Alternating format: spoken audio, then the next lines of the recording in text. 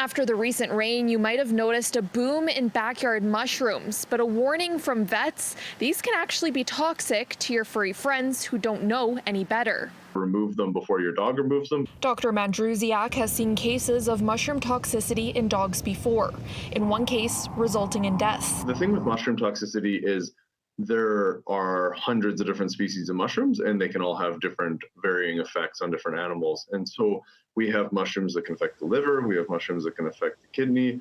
And while he hasn't seen any recent cases of mushroom toxicity in dogs, other vet clinics in Edmonton have told City News they've seen a handful already this year. They are everywhere.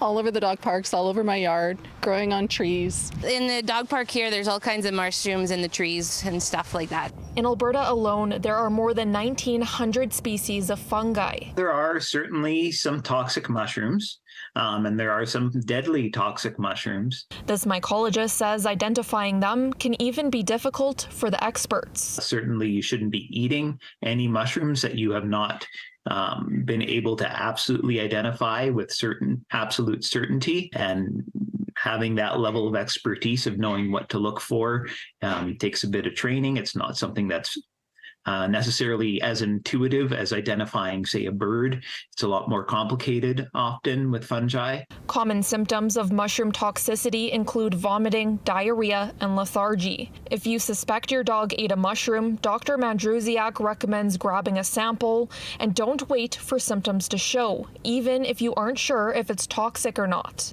See a veterinarian and what we call decontaminate the animal, so induce vomiting, administer charcoal, that kind of stuff, so that we can stop the uptake of the toxin. And then we can deal with figuring out what mushroom it is and what it's going to cause for clinical signs later.